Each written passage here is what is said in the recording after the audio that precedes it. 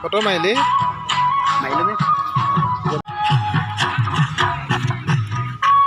এয়া হৈছে সদৌ মৰাণ ছাত্ৰ সন্থাৰ অধিৱেশন।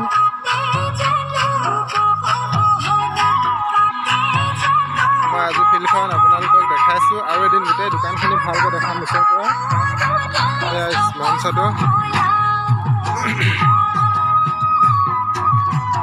সদৌ মৰাণ ছাত্ৰ সন্থা ফিলবাৰী আঞ্চলিক সমিতি ৭ম দ্বিবাৰ্ষিক অধিৱেশন স্বৰ্গীয় প্ৰদীপ দহতীয়া সোঁৱৰণিত মূল মঞ্চ স্থান শ্ৰী শ্ৰী জয়ৰাম মূৰ্তি সমন্বয় ক্ষেত্ৰত ৰাণীগাঁও ৰাজহুৱা খেলপথাৰ ফিলবাৰী। আপোনালোকে আহক 11, 12 আৰু 13। সাম্প্ৰতিক সময়ত ছাত্ৰ ছাত্ৰীৰ মোবাইল ফোন ব্যৱহাৰ আৰু শিক্ষা জীৱনত ইয়াৰ প্ৰভাৱ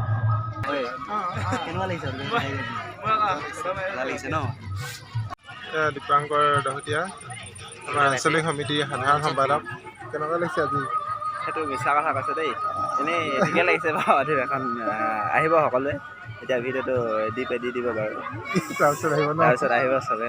আপোনাক কেনেকুৱা লাগিছে বোলো? ভাল লাগিছে, বহুত ভাল লাগিছে।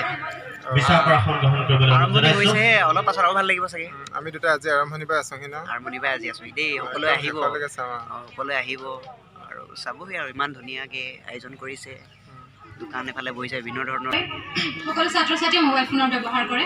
ছাত্ৰী হিচাপে মই মোৰ শিক্ষা জীৱনতো মোবাইল ফোনৰ ব্যৱহাৰ কৰিছোঁ। মই বৰ্তমান ফিলবাৰী ছিনিয়ৰ ছেকেণ্ডেৰী স্কুলৰ একাদশ শ্ৰেণীৰ ছাত্ৰী।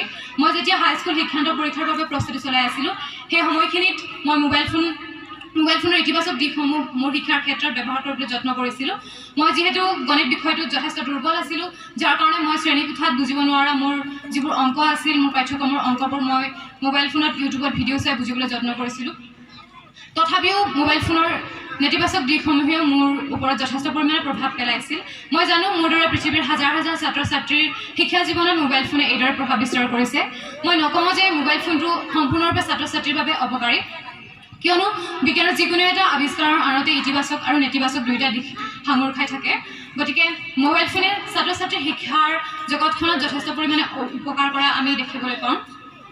ছাত্ৰ ছাত্ৰীয়ে নিজে নজনা কথাটো নিজে বুজিব নোৱাৰা বিষয়বস্তুবোৰ মোবাইল ফোনৰ জৰিয়তে বুজি ল'ব পাৰে।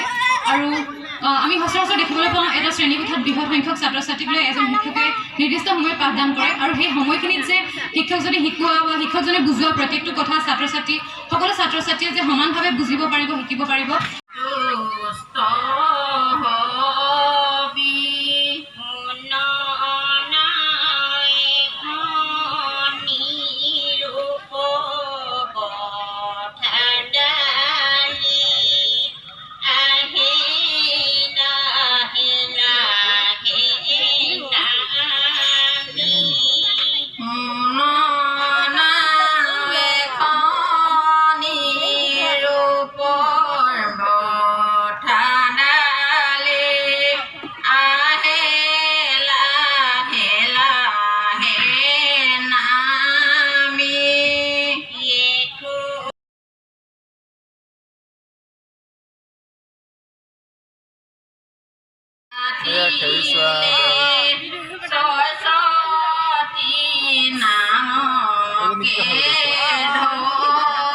এনেকুৱা খবৰ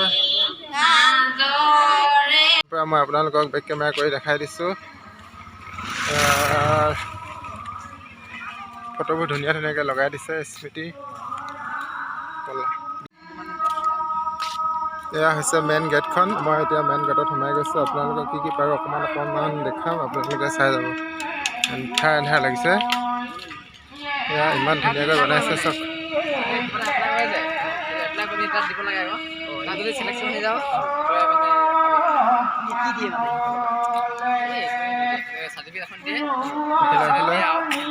এইফালে ষ্টেজলৈ যায় আৰু এইফালে ধুনীয়াকৈ মটৰচাইকেলবিলাক থৈ দিছে। ধুনীয়াকৈ গাড়ী মটৰচাইকেল এইফালে পাৰ্কিং কৰে।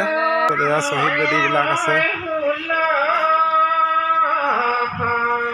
এয়া পতাকা উত্তোলন কৰিলে।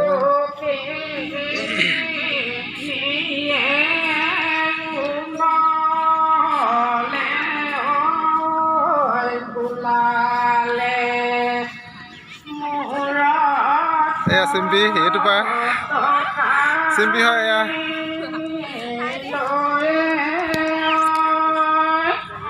এয়া শ্বহীদ বেদী মৰাণ ছাত্ৰ সন্থাৰ।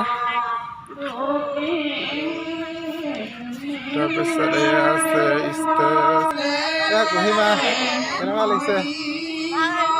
ভাল লাগিছে। তোমালোকে মন ভিৰ নাছিলা নেকি? এইটো মঞ্চটো আৰু তাৰ নিচেই কাষতে সাজি থৈছে। এয়া এইটো হৈছে টঙিঘৰ। আমাৰ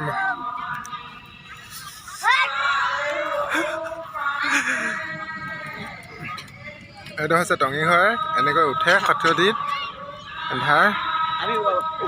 অঁ উঠি যা। তাৰপিছত এইটো হৈছে আমাৰ মৰাণৰ ঘৰ। বাৰীকেইজনী মৰাণৰ নাচনীকেইজনী ওলাই আছে।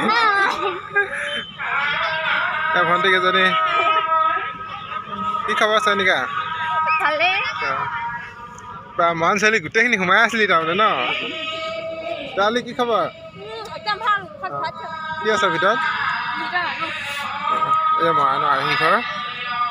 ভিতৰত মই অলপ দেখাই দিছোঁ। এয়া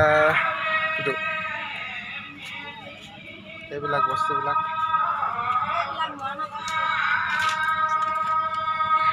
এইটো আমাৰ মৰাণৰ হাঁহ গঁৰাল, কুকুৰা গঁৰাল। এইটো এনেকৈ সাজিছে। তাৰপিছত এইফালে আছে ভঁৰাল। এইটো আমাৰ ভঁৰালটো।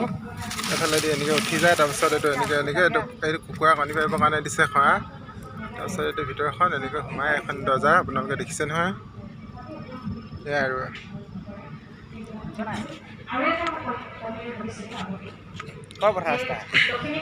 ঘৰত ভাইটি দুজন বহি আছে।